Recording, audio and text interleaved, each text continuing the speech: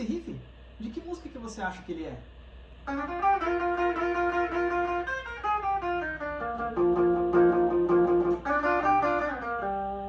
Esse com certeza é um dos riffs mais famosos e reconhecíveis da história da música. Mas você sabia que na realidade ele foi inspirado numa música de jump blues dos anos 40? Sabia também que inicialmente ela foi inspirada pelo pianista da banda Chuck Berry e depois ela acabou virando uma música autobiográfica do guitarrista. A música Johnny B. Good de Chuck Berry é um marco na história não só do rock, mas da música, principalmente porque ele pegou o gênero do rock, que já era famoso na época, e colocou ele no topo das paradas, e o principal, colocou os holofotes mais do que nunca no instrumento que é a característica do rock and roll, a guitarra. Meu nome é Denis Carmonari, sou professor de guitarra há mais de 15 anos, bacharel em composição e regência e mestre em musicologia. Não se esqueça de se inscrever no canal, dar um joinha para me dar uma força, compartilhar com os amigos. Caso você tenha interesse em fazer aulas comigo, o link para o meu contato vai estar no primeiro comentário e na descrição. Vem comigo então que eu vou explicar tudo dessa música para vocês. Chuck Berry foi um dos grandes inovadores da música do rock and roll. Ele estourou nas paradas de sucesso com a música Maybelline em 1955 e daí pra frente fez uma carreira de sucesso nos anos 50.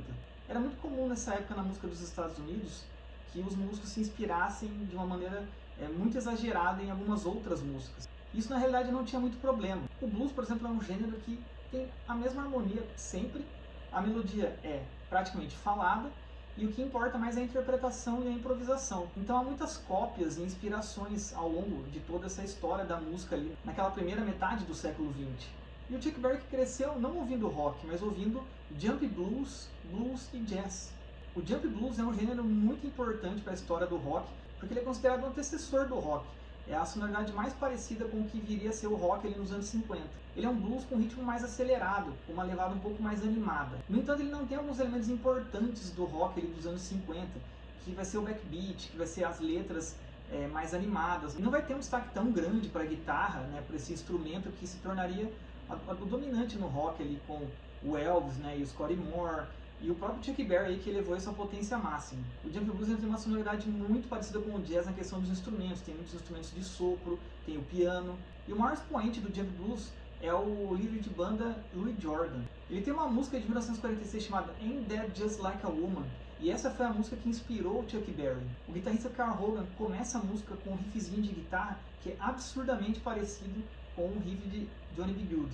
Como vocês puderam ouvir no começo do vídeo, o riff é muito parecido e ele é exatamente assim, e aí a banda entra bem naquela parte, então percebam como a música ela é muito parecida. Ele vai usar essa sonoridade que o Chuck Berry usa da sexta maior na escala de blues ali, né, então...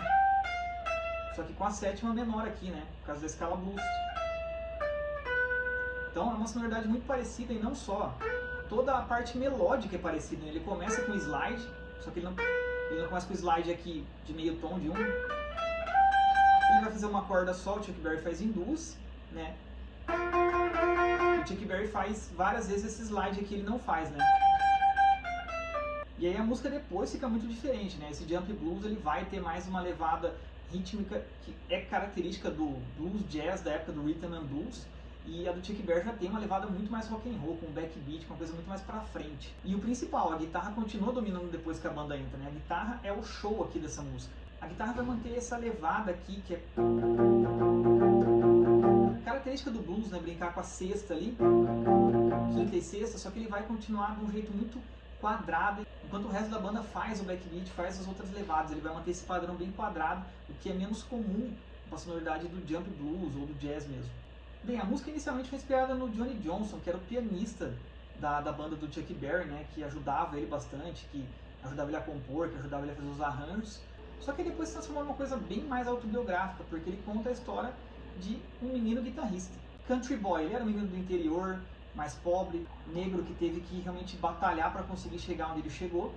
E nessa parte de ser negro, ele também queria colocar isso na música. Em vez de country boy, seria colored boy, ou seja, garoto colorido, que no caso para ele significaria de cor, ou seja, de pele preta. Só que ele percebeu que isso não ia ajudar nas rádios para tocar, para estourar, então ele tocou por country boy. A letra realmente é muito marcante, né? Ele vai falar desse crescimento dessa pessoa desconhecida com uma simples guitarra que vai dominar e encantar um público, né? Que vai ter, né, os holofotes tudo nele no futuro e tudo mais. E realmente ele acertou na previsão, que nem era mais, porque ele já estava fazendo muito sucesso mesmo, né? Ele só estava contando a história dele. E de fato, né, ele com uma guitarra, né, uma coisa simples ali que ele começou, de leve, ele conseguiu encantar o mundo e entrar para a história não só do rock, mas como da música também. Ele basicamente definiu o jeito que a guitarra entraria no rock. E fazendo isso, ele definiu que esse instrumento seria o mais importante do rock. Porque até então, não era tanto assim, por exemplo, com o Elvis, o Scotty Moore se colocava também, fazia muitas coisas legais, fazia solos, só que não era o principal da música. O principal da música ainda era o vocal do Elvis. No Chuck Berry é uma divisão muito clara entre voz e guitarra. Os dois têm o mesmo papel, às vezes a guitarra pode ser considerada mais famosa ainda. Quando a gente lembra da Johnny B. Goode, a gente lembra primeiro do riff de guitarra e não da melodia, da voz. Então, para concluir, geralmente a gente pensa que os gênios, né, eles tiveram aquelas ideias de inspiração que vieram do nada e que eles são escolhidos e tudo mais. E a Johnny B. Goode está aí para provar que não é bem assim. O Chuck Berry cresceu ouvindo um arcabouço musical, né, um legado que foi deixado para ele, e ele pegou isso e se inspirou e, claro, deu a própria personalidade para aquilo.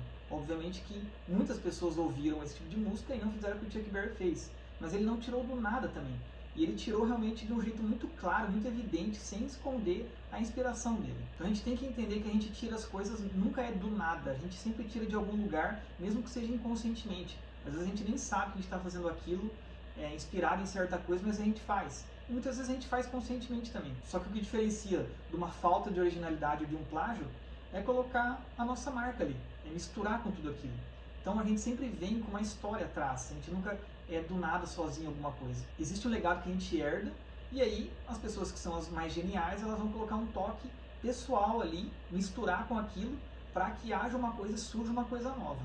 Bem, então é isso aí, galera. Espero que vocês tenham curtido mais esse vídeo aqui do meu canal. Aqui nos comentários se vocês preferem o riff do Chuck Berry ou o riff da música do Louis Jordan. Não se esqueça de se inscrever no canal, dar um joinha para me dar uma força, compartilhar com os amigos. Caso você tenha interesse em fazer aulas comigo, não esquece que o link para o meu contato vai estar no primeiro comentário e na descrição. Um abraço e até a próxima!